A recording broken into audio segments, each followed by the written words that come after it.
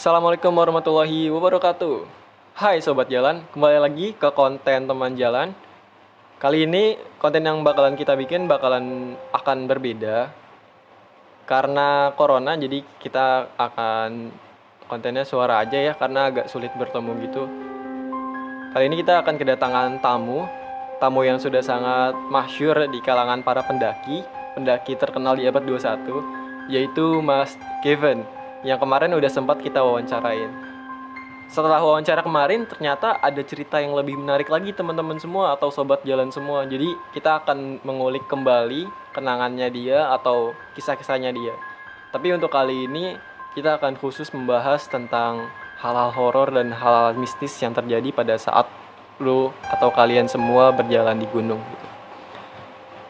Boleh perkenalkan dirinya sekali lagi, Mas Kevin? Ya, kenalin, nama gue Kevin. Kali ini gue bawa temen sih. Waktu itu kita perjalanan ke Gunung Gede Pangrango. Ini temen gue, coba perkenalin diri temen gue. Nama gue Taufan, temennya Kevin. Pokoknya Kevin ini tuh mentor di petualang lah. Mentor-mentor backpacker tuh dia semua yang mentorin. Oke, untuk waktu itu kira-kira perjalanannya bersama berapa orang gitu ya? Waktu itu gue ke Gunung Gede Pangrango lewat jalur Putri. Gue 8 orang. Berapa aja deh, Pan? Siapa aja deh? 8 orang, 6-nya cowok, 2-nya cewek. Nah, Baik lagi ke yang mau kita angkat nih, hal-hal horor atau hal-hal mistisnya gitu. Kalau sebelum kalian berangkat gitu, kalian punya firasat nggak sih, atau gue di atas bakalan kayaknya gue udah ngerasa nggak enak nih di bawah gitu. Jadi tuh sebenarnya pas lagi kita ngedaki tuh kita fine-fine aja gitu, oke-oke aja dan normal lah menurut gua. Karena kita udah siaga tuh, kan kita bawa cewek, kita udah nanya juga sih untuk jadwal haidnya dia atau perlengkapan buat misalnya kalau misalnya kita bawa cewek gitu, kita udah benar-benar prepare lah di pendakian pas lagi di awal base camp sampai beberapa pos ya Pin ya. yeah. Itu masih aman lah, masih aman. Ya namanya kita nggak tahu ya, namanya kita yang ngerencanain, Allah yang mengiyakan atau enggak kan. Pas lagi pendakian, ternyata salah satu teman kita ini, salah satu rekan kita itu haid gitu. Perempuan Ya, ya. perempuan. Kejadiannya pada baru saat mendaki atau udah naik di atas setengah kira-kira gitu? Itu pas lagi udah di trek. Jadi ya udah, itu kan namanya kita nggak bisa ngatur itu gitu. Dan gue sama adalah ketua tim gue di situ. Dia namanya Isan. Jadi gue sama teman-teman dan Isan itu diskusi tentang kita mau lanjut atau enggak gitu. Dan akhirnya teman-teman oke, lanjut gitu. Lanjut, dan di situ kita langsung mecah rombongan menjadi beberapa tim. Kalau nggak salah sih, bukan nggak salah lagi sih, emang kita mecah itu menjadi 3 tim ya. Tim pertama itu biasa kita sebut tim advance atau tim ranger ya. Nah, tim pertama itu 2 orang yang posisinya fisiknya lagi sehat-sehatnya ya Pan ya.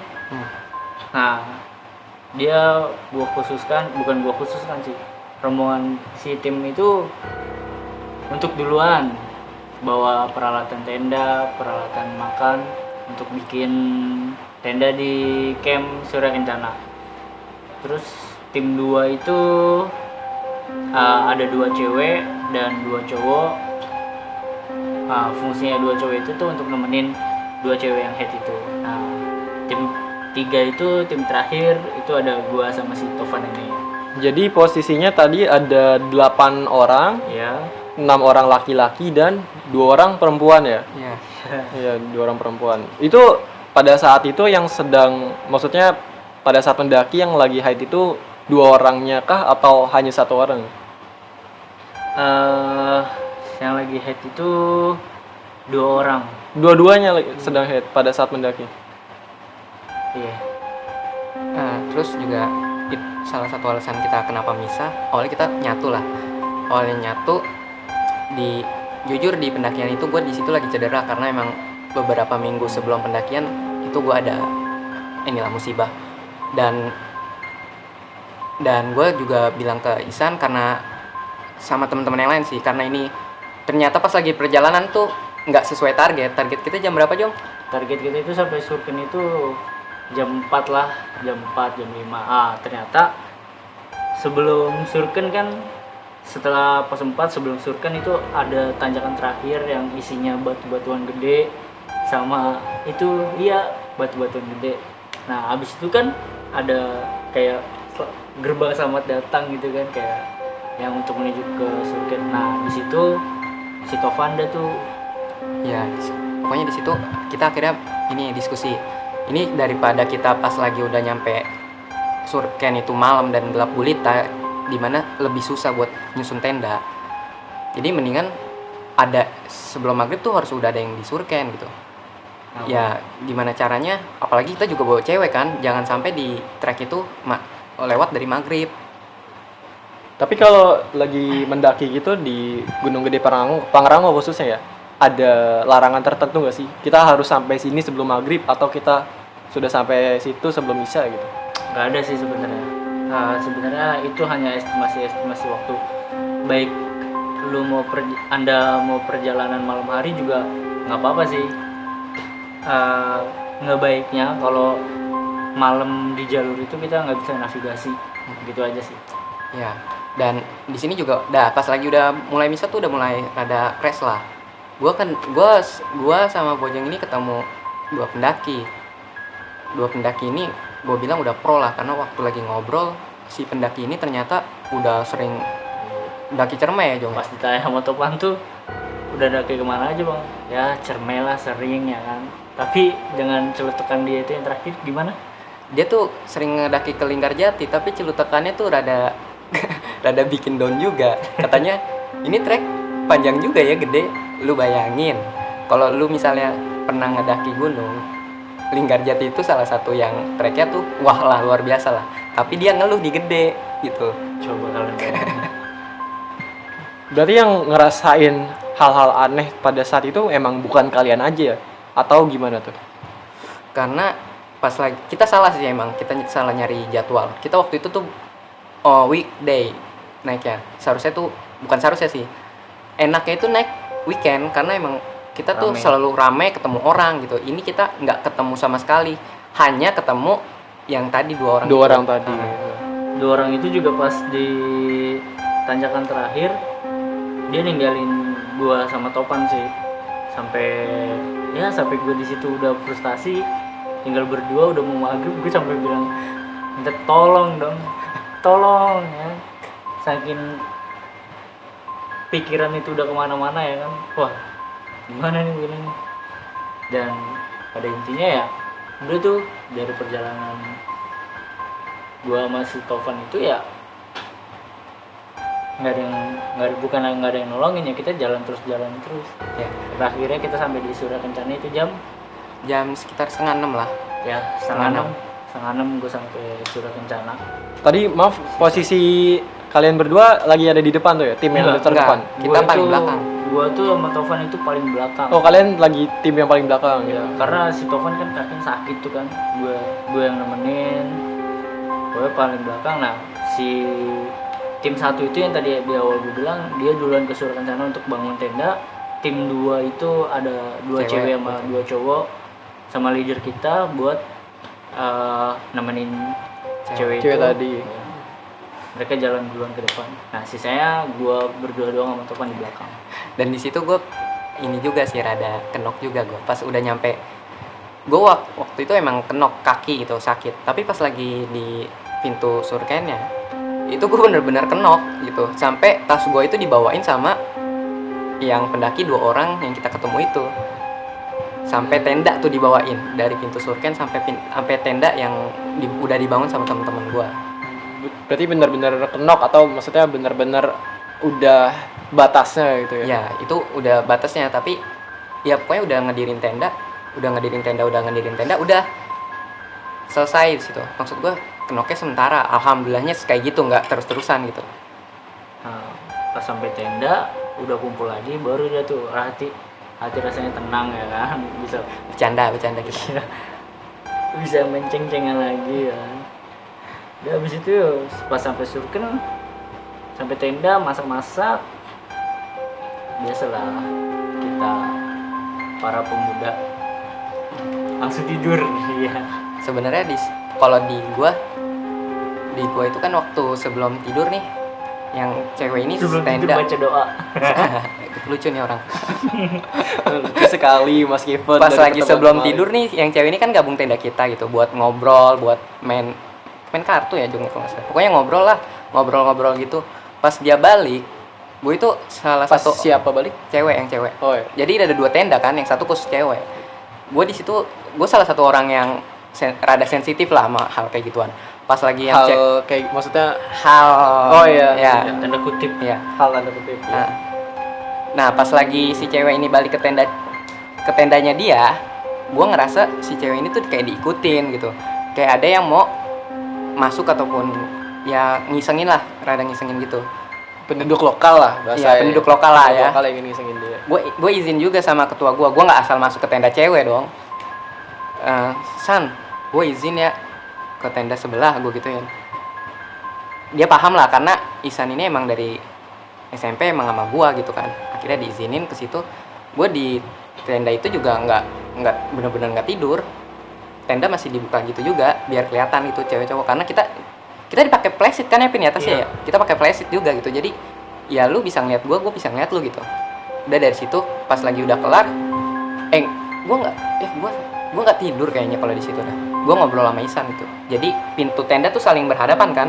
Jadi gue di tenda sini sama yang tenda sini tuh saling ngobrol aja. Saling ngobrol. Pas tidur juga itu pas gue udah pindah ke tenda cowok lagi pas mau tidur. Pokoknya kalau udah malam jadwalnya tidur, udah gue langsung tidur. Karena gue orangnya memanfaatkan waktu untuk tidur. Mas Kevin pelor juga ya berarti ya. Iya, Itu malam pertama lah ya Pin ya di Gede ya. gede. Pas malam kedua, pas hari kedua pas paginya, sebenarnya tuh kita mau muncak, tapi lu tau lah, Mau sampai attack lah. lu tau lah orang Indonesia paginya jam berapa. Enggak, kalau bangun pagi di gunung itu hanya sebuah hal yang fana. Janjinya tuh tadinya sebelum subuh malah jam 5. Ternyata jam sekitar ya jam 7 jam 8 lah bangun. Jam 8 Iya. itu namanya sampai attack. Gue nanya ke teman-teman gue, nanya ke temen yang lain juga siapa yang mau naik gitu. Kevin jaga tenda, dan salah satu teman gue nanya dulu nih, kan kebetulan kita udah di Gede kan, ada beberapa temen gue yang mau langsung ke Pangrango. Ya. Si temen gue ada yang nanya ke Kevin, Pin lu kan pernah ke Pangrango, perjalanan dari puncak Gede ke puncak Pangrango berapa jam? Dijawab lah Sama gua. Jadi gue itu pernah ke Pangrango juga. Jadi mereka nanya berapa jam, ya gue langsung nyaut aja ya kan, dalam keadaan masih lunglai baru bangun tidur. 3 jam gue bilang gitu kan. Dan mereka dengan sangat pedenya, oh 3 jam doang, gampang itu mah. Ya udah deh tuh, abis itu mereka sampai tetek ke puncak Gede, gue langsung tidur dah tuh di situ, lanjutin tidur. Nah, gua kan ngikut tuh sama rombongan yang muncak. Itu ada, pokoknya sisanya itu Bojong doang lah sendiri di tenda. Sebenarnya gue rada curiga sama Bojong, kenapa di Pangrango 3 jam gitu. Karena gue juga pernah juga ngedaki, tapi bukan sama teman-teman yang ini. Heran juga gitu pas lagi Bojong ngomong dari puncak Gede ke Pangrango itu 3 jam. Mungkin kalau dari yang kandang badak ke Pangrango 3 jam bisa mungkin. Cuma ini kan dari puncak Pangrango, puncak Gede. Akhirnya naik, udah naik emang nggak ada apa-apa, have fun aja, have fun. Sampai pas lagi udah di puncak, mereka mau pisah ke Pangrango. Di situ gue dapet hal janggal gitu. Ihsan ini ketua kepalanya lah, gue kenal sama dia. Dia pas lagi mau misah itu rada janggal. Dia ngelambain tangan ke gue, terus bilang sampai nanti lagi lah, pokoknya kayak perpisahan gitulah. Gue nggak ngebales dada, tapi gue kayak kaget lah, ini ngapa orang kayak gini kan. Udahlah, gue nggak mikir yang macem-macem. Gue di situ berusaha positive thinking. Turunlah gue ke bawah. Dari bawah turun, gue nggak langsung ke tenda karena yang 2 orang cewek ini mau foto-foto dulu. Gue temenin foto-foto. Udah normal dah tuh. Gue ke tenda lagi sama teman-teman ngobrol sama Kevin sama dua orang cewek ini ngobrol sampai sore. Udah nih, kan dia kan kita itu kan misa jam 12 zuhur. Di atas tuh gue misa zuhur. Nggak tahu dah tuh lu yang bawa, kan gue nggak ikut. Ya pokoknya misa itu zuhur di atas. Terus pas lagi udah zuhur, kan di tenda itu gue sampai maghrib ngobrol ya. Yang cewek ini udah mulai rada khawatir. Pan kok dia belum pada turun ya? Gue bilang aja enggak, paling lagi istirahat lah gini-gini. Ya. Pokoknya gue sama Bojong itu berusaha buat nenangin. Nenangin Iya. ya, mengubah pemikiran negatif mereka itu menjadi pemikiran-pemikiran yang positif lah. Ya akhirnya lanjut ngobrol-ngobrol, main game. Pokoknya lanjut dah, pokoknya sampai jam 7 jam 8 lah, sekitar jam 7 jam 8 dia kembali ke hotel lagi lah. Ya udah akhirnya gue inisiatif dong. Ya udahlah, coba aja lah yang masak ya, biar dia juga ada kerjaan, pikiran nggak kemana-mana. Akhirnya gue masak sama salah satu cewek. Jujur ya, di situ tuh keadaannya gelap gulita gitu. Terus juga gue masak dengan penerangan yang rada kecil, minimalis. Yang nyenterin gue juga rada nggak konsen karena sambil gue ajak ngobrol kan. Gue ada satu kesalahan, gue nuangin ataupun ngasih garam itu kebanyakan di situ. Gue bikin nasi goreng kebanyakan. Yang gue tahu, soalnya gue nyicipin juga emang itu keasinan. Iya gila, waktu itu nasi gorengnya asin banget anjir. Iya, akhirnya udah itu gue tutup gue tutup nasi gorengnya buat nanti dia datang. Lanjut lagi ke tenda, udah ngobrol-ngobrol dikit, jam 10 lah ya Jong ya. Iya. Sekitar jam 10 gue nyoba sama Bojong nyuruh yang cewek-ceweknya tidur biar mereka tenang. Gue sama Bojong biar yang nunggu mereka gitu. Iya. Nah, pas ya di situ juga gue sebagai cowok bingung juga kan. Biasanya gue juga yang paling tua di situ ya. Ini gimana kalau misalkan 4 orang ini tuh nggak ketemu atau hilang ya kan? Gue harus ngomong apa? Gue udah ada pemikiran gue harus ngomong apa ini ke reporter sama emak bapaknya mereka ya kan? Anjay, terus gue sampai bilang, udah nih kalau mereka besok pagi sampai nggak ketemu juga, sampai nggak kesurupan juga, udah nih Keril kita tinggalin aja di sini. Kita sampai gue ada pemikiran sampai situ anjir. Akhirnya pas udah sebenarnya gue tahu banget sih yang cewek-cewek ini nggak tidur gitu. Dan gue Bojong di situ diskusi gimana caranya kalau mereka nggak balik gitu. Gue sampai bilang ke Bojong, bener tadi kata Bojong, ini kalau misalnya nggak balik, kita packingin barang mereka, kita bawain, kita tunggu di kandang badak. Sampai kita bilang gitu kan. Iya. Akhirnya ya udahlah, gue di situ rada merem. Gue juga tidur. Gue di situ kayak cuma merem sebentar lah. Pas lagi merem ini, gue udah kilas balik gitu. Dimana gue ngeliat 4 orang ini gitu di perjalanan. 4 orang yang berangkat tadi. Iya, berangkat ini. Gue ngeliat dia tuh di 4 orang ini, tapi gue posisinya tuh di paling belakang penglihatan gue. Gue di paling belakang dan gue ngeliat mereka lagi berjalan kayak di hutan gitu. Tapi gue nggak ngeliat mereka berempat doang. Ada sosok-sosok lain yang ikut sama mereka gitu. Kayak reok lah misalnya. Pokoknya sosok-sosok yang luar biasa lah pokoknya. Iya. Tidak bisa disebut satu-satu. Penduduk lokal Ya yang luar penduduk biasa. lokal yang luar biasa gitu. Nah, kalau di situ pas disuruhkan juga posisi gue udah tidur. Kalau nggak salah gue antara kencing sama ngambil apa gitu. Jadi tenda gue buka, pas gue buka itu gue ngeliat tuh kan jadi merinding aja. Lu tahu ini nggak sih? Jadi kayak kereta kencana, terus cuman satu kereta kencananya yang dipanggul gitu kan. Nah, si yang dipanggul itu nggak kelihatan wajahnya, jadi wajahnya hitam tapi badannya tegap, dan di depannya itu banyak prajuritnya. Entahlah itu apa, gue hanya pemikiran positif. Abis itu gue masuk lagi ke dalam tenda, gue ngelanjutin tidur lagi.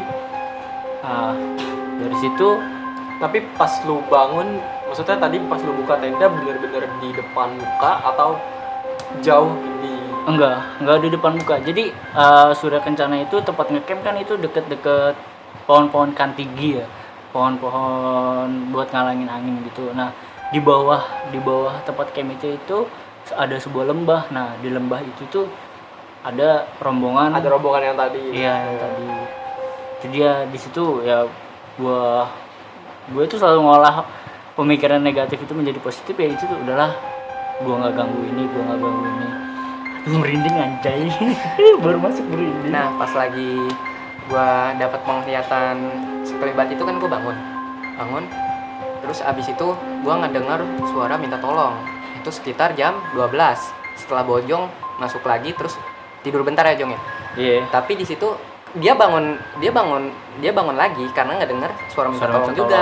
Oh, Itu jadi kalian berdua? Gua berdua dengar. Iya, kalian berdua. iya suaranya begini, Jong, Pan, tolong. Pertama gua sama Bojong cuma lihat-lihatan karena gua anggap takut salah dengar dong. Iya. Sekali lagi nih, ternyata bener lagi, Jong, Pan, tolong. Itu udah kedua kali. Nah itu yang kedua kali, yang cewek bangun.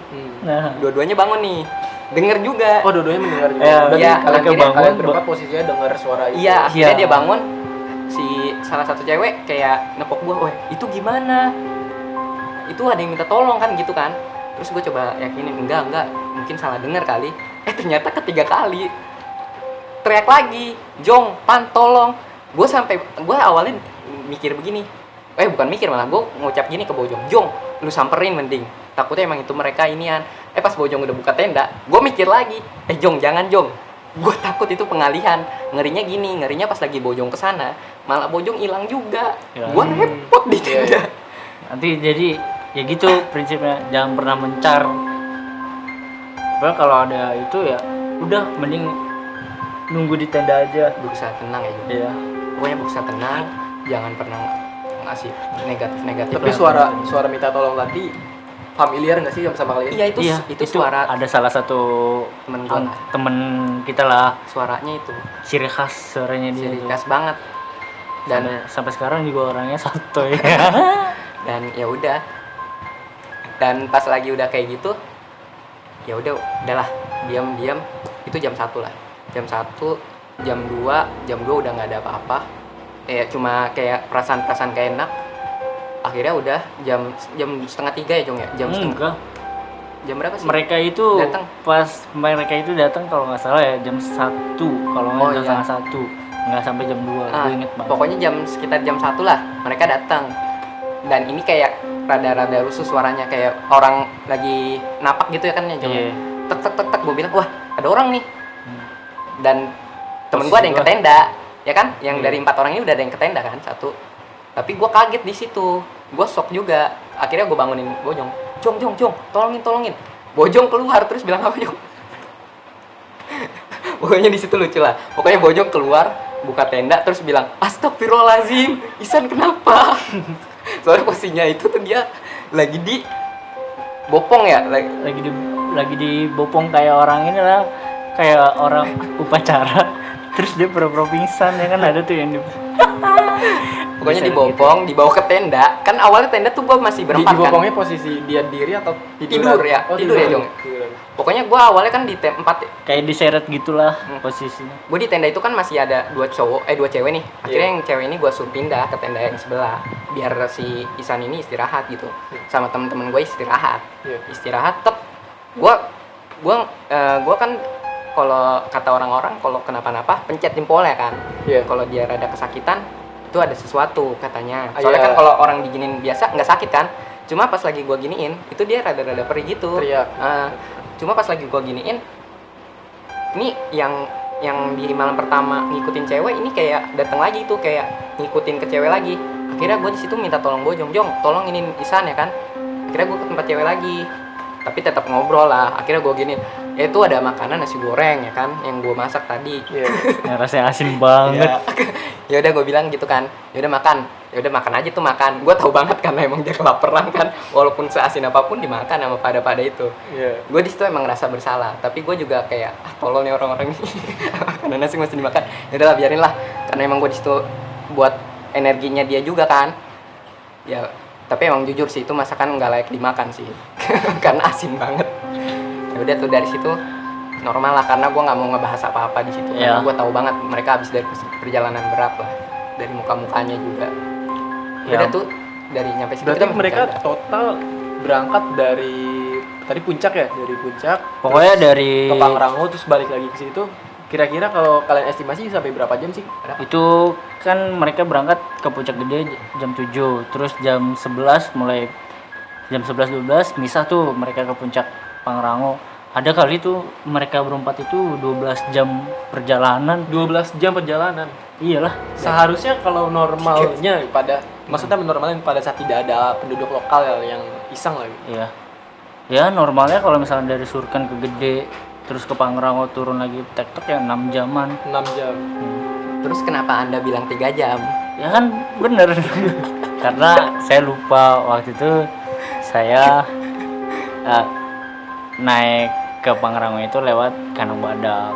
Dari Kandang Badak ke Puncak Pangrango itu emang 3 jam. Berarti total merekanya berangkat dan pulang sampai ke tempat apa namanya tenda yang ditentukan itu 2 kali lipat dari waktu yang seharusnya. Iya.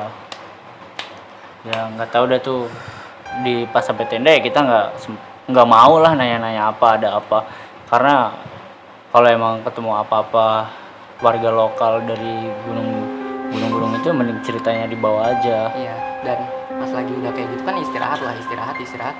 Nih nggak tahu, mungkin nanti bakalan nyambung kali. Nanti di sini pas lagi gue munjemin mata, gue juga dapat gambaran gitu. Gue sebenarnya nggak pernah ngalamin kayak gue dapat gambaran sesuatu gitu. Tapi pas lagi di situ gue terus-terusan dapat gambaran sesuatu, kayak gue ngeliat nih temen gue lagi ngobrol sama 2 orang cewek gitu. Temen lu yang mana? Yang 4 nih. 4 Yang orang 4 orang itu tadi, lagi ngobrol sama 2 orang, bukan cewek, 2 orang cewek, 2 orang, yang satu Pendaki, cewek yang satu sepasang. cowok gitu. Sepasang pendaki. Iya, udah up sampai situ. Ini nanti bakalan berlanjut. Gue ceritain sampai pas lagi di bawah, gue ceritainnya. Akhirnya dari situ pagi lah Jong ya. Pas pagi normal lah ya kita. Lagi normal, bangun. Tapi ada yang mencurigakan sih di situ. Gue gue ngeliat di kan arah sono kayak ada kayak jalur gitu ya. Tapi di situ jalurnya tuh pas lagi kita mau ke situ buat foto-foto atau apa, dia langsung ditutup anjing gede-gede banget. Gitu. Anjing. Iya, anjing gede-gede banget. Ditutup dan seolah-olah anjing itu tuh nggak boleh kita ngelewatin gitu. Ngelarang lewat Iya, situ. dia duduk, bener-bener duduk. Anjingnya itu hitam-hitam. Ya udah, gue nggak kesana karena emang gue cuma nemenin foto-foto doang kan. Ya udah, dari situ udah selesai. Baru kita packing jam berapa Jong? Pas mau turun. Kita itu merencanakan turun selesai packing makan itu jam 11-an.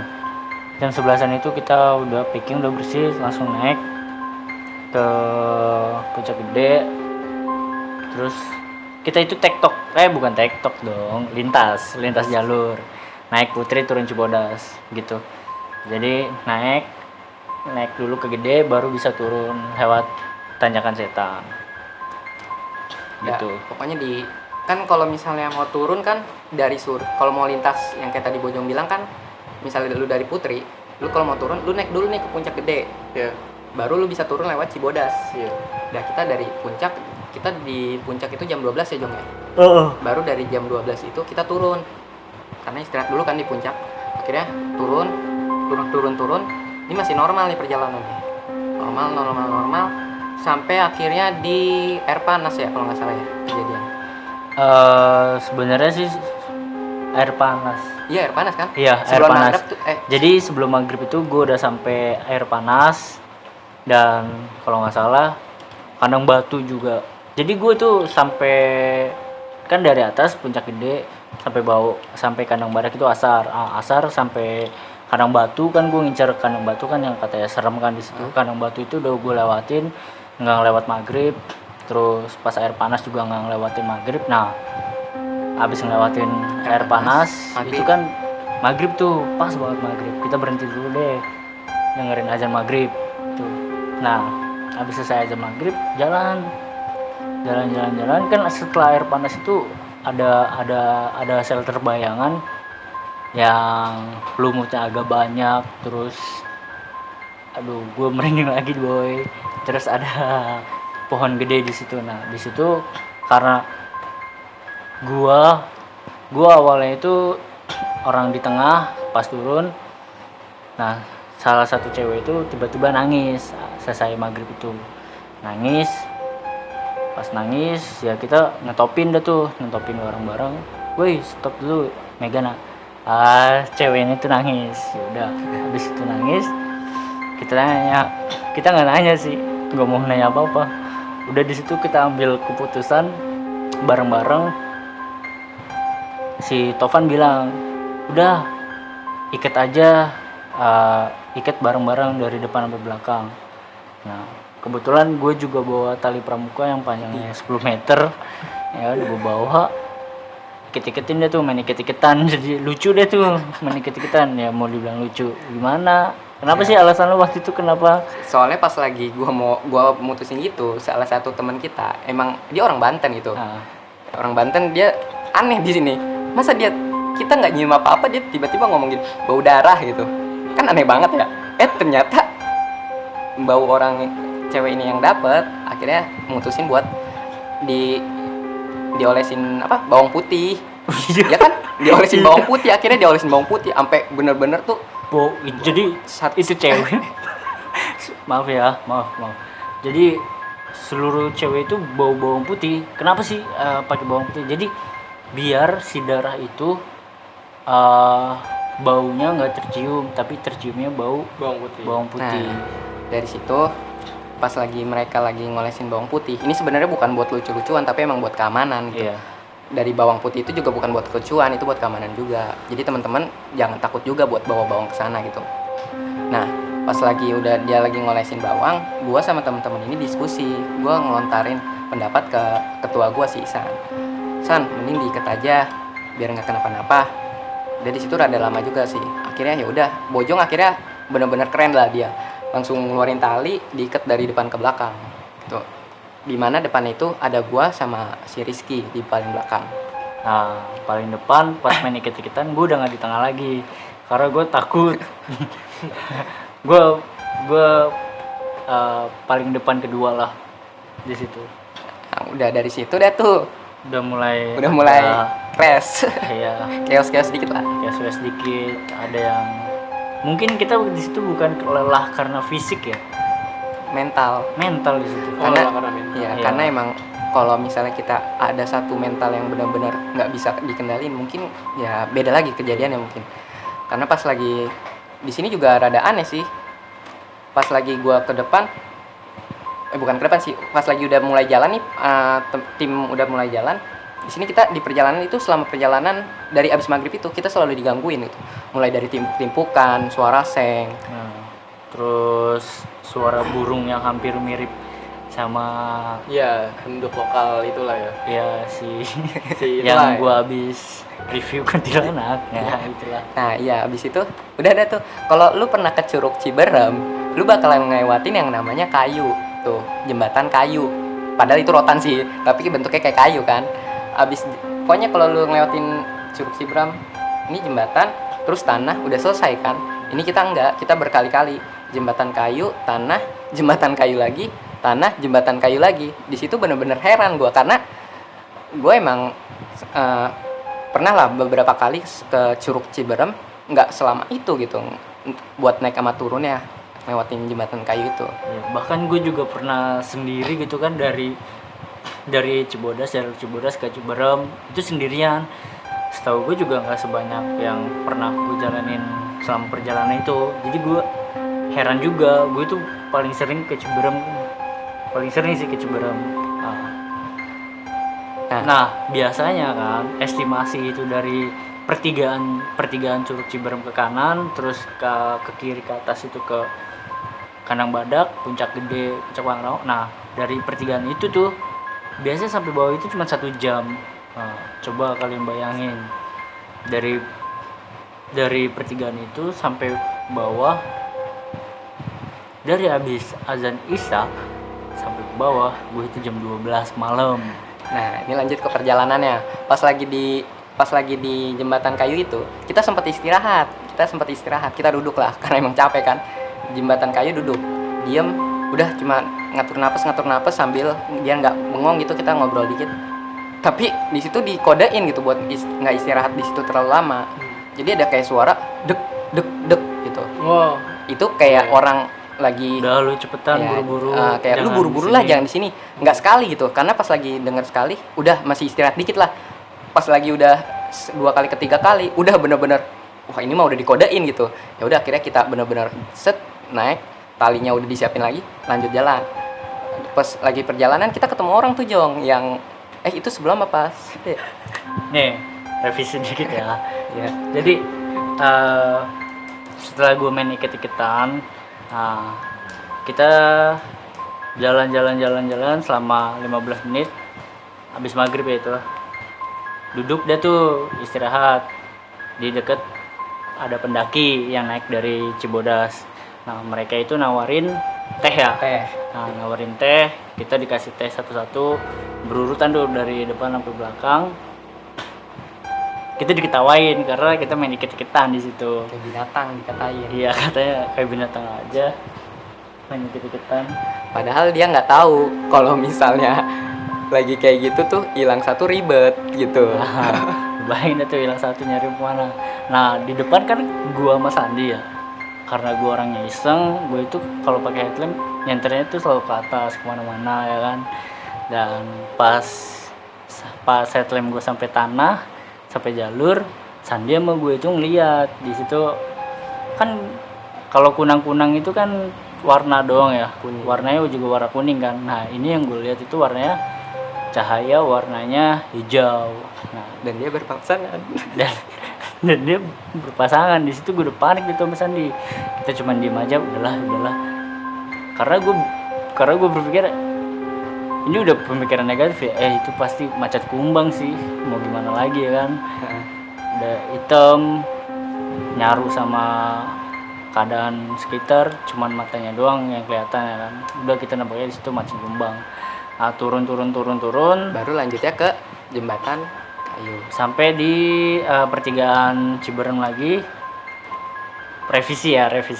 Pas sampai di Jembatan. pertigaan Ciberem ini kita duduk lagi istirahat. Nah, kan di situ ada shelter kan. Shelternya itu atapnya itu terbuat dari seng kalau nggak salah Pan. Nah, kita duduk kayak ada yang nimbukin. Timbukan pertama udah biarin lah, paling buah jatuh gitu kan, kita pemikirannya. Timbukan kedua udahlah paling monyet. Nah pas sampai timbukan ketiga itu seng bunyi centang kenceng banget, baru dah tuh udah yuk kita jalan. Soalnya posisi di situ juga udah dingin banget sih. Nah sebelum pas jalan kan itu kita ngemil dikit tuh kayak gue sumpah gue ngemilin kopi di situ kalau lu mau tahu. Karena emang saking gak ada cemilan akhirnya, tapi pas lagi udah cemil gitu kan ada tenggo, kita nyemil lah makan. Tahu-tahu si cewek ini nggak tahu kenapa ngeliat ke arah hutan gitu, tapi kayak sambil rada-rada mau nangis gitu. Akhirnya gua kan di sini temen gua nih yang cewek yang ngeliat itu sama Sandi. Akhirnya ya udah gua alangin kan, gua di depannya akhirnya sambil ngomong-ngomong gitu, tapi dia kayak penasaran ngeliat gitu, kayak ngelongok dikit gitu. Tapi Sandi juga di sini akhirnya sama gua ngalihin perhatian gitu, ngobrol. Akhirnya ya udah dari situ kata Bojong kan ya udah lanjut lagi. Akhirnya udah lanjut lagi. Kata Isan juga ngasih keputusan buat lanjut, ya udah kita ngikut aja. Akhirnya udah lanjut packing ulang baru lanjut ya Jong ya. Iya, kita lanjut lagi. Ya itu sampai jembatan sampai berkali-kali lewatin jembatan. Ya pokoknya sampai jembatan berkali-kali nggak ketemu. Pas sampai Telaga Warna patokan tuh, wah kalau udah Telaga Warna berarti udah dikit lagi nyampe ya. Terus ada patokan lagi tuh apa sih namanya, tempat Camp. burung. Oh iya, Nah, tempat burung. di situ ada tempat burung, ada tanda panahnya kalau ke burung itu, kalau misalnya dari arah bawah itu ke kanan. Nah dari situ udah deket tapi nggak nyampe. Gue juga sampai nyeletuk, buset ini nggak nyampe. Nah mungkin di situ juga kesalahan gue juga, gue nyeletuk kayak gitu nggak kenceng sih gue nyeletuknya, karena gue saking jengkelnya kan, biasa turun cuma 1 jam, ini kok lama-lama banget. Nah turun pas ngeliat jam 12, alhamdulillah jam 12 udah sampai pos pelaporan. Dan itu juga nggak ada orang. nggak ada orang. Ya orangnya aja kita bangunin. Kenapa mas lama banget? Iya pak, tadi ada yang sakit, kita alasan gitu. Pas sampai bawah kita nyari rumah warteg lah, rumah makan gitu. Iya, rumah makan. Nah rumah makan, si teman gue cerita kan, si Babe katanya bilang gini, kenapa mbahnya masih dibawa? Nah nanti itu ada yang ceritain deh. Oh gimana? Jadi gini, pas lagi udah nyampe nih, Oh. kita kan disambut sama yang punya rumah makan. Bukan disambut sih, udah tau lah mbahnya kalau bakalan kita ke situ gitu sih enggak. Mbah si punya rumah makan. Iya, udah tua lah pokoknya. Tapi tiba-tiba dia ngomong nyelutukin gini, itu kok mbahnya masih dibawa aja. Ya udah lu deh tuh. gimana abis kejadian kayak gitu lu ditembak kayak gitu lu pasti masih stuck juga. Iya. Ya udah akhirnya istirahat di situ, tiduran rebahan karena di situ ada tempat tidur, kita rebahan. Tapi di situ gue masih penasaran sama pendaki yang 4 ini Heeh. apa aja sih kejadiannya gitu. Oh, Iya. Nah, tapi di sini di situ kita kita tukar cerita. Di sini akhirnya gue tanya gini, kan di situ yang bangun itu gua, ketua rombongan gua, Sandi kalau nggak salah masih bangun. 2 orang cewek ini masih tetap standby buat bangun, cerita juga. Sebenarnya dia tidur tapi denger cerita akhirnya dia bangun. Lu tahu gue lah. Hah? Gue itu kalau udah jadwalnya tidur dah. Ya. Ya, udah Akhirnya di pasti. situ gue nanya, lu ngapain aja ke situ? Dan dia cerita dah tuh, detail banget ceritanya.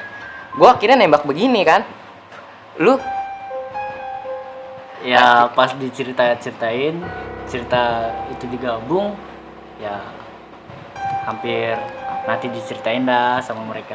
akhirnya gue nembak gini kan, lu ketemu. Jadi kan berarti kan kalian misal nih empat orang, laki-laki 2 perempuan 2 yang stay dan 4 orang yang berangkat ke Gunung Pangrango tadi ya. Nah tadi kan kalau nggak salah tuh Taufan dapat penglihatan situ ya. Iya. Nah, berarti cerita nanti yang akan disambung pada saat episode selanjutnya tuh nyambung antara dengan penglihatannya Topan gitu ya. Terus Iya. gitu. Sebenarnya pas lagi dicerita ini tuh bukan gua doang ternyata yang dapat penglihatan itu gitu. Oh gitu. Teman-teman cewek ini Ternyata juga bisa dapat. lihat. Ternyata dapat penglihatan gitu. Jadi dikasih juga. Jadi iya, jadi nggak sendiri. Tuh nggak sendiri. Bahkan satu orang cewek ini tuh sampai Jakarta juga dia ya dengan secara terpaksa dia itu kebuka sendiri mata batinnya itu. Nah oleh dia nggak bisa ngeliat, akibat dari perjalanan itu dia bisa ngeliat sih. Kita nggak menyalahkan, ini juga emang udah takdirnya gitu. Tapi nggak nyampe situ juga sih ceritanya. Pas udah sampai kita udah selesai cerita, itu kan masih jam berapa ya? Jam 2 jam 3 lah. Gue di situ langsung lihat gini kan temen gue tatap-tatapan sama teman gue. Di belakang temen gue ini kaca gitu. Teman lo yang Inilah perempuan atau laki- ketua. oh, ketuanya. Gue gini, San belakang lu apaan? Udah tuh akhirnya pada diem kan.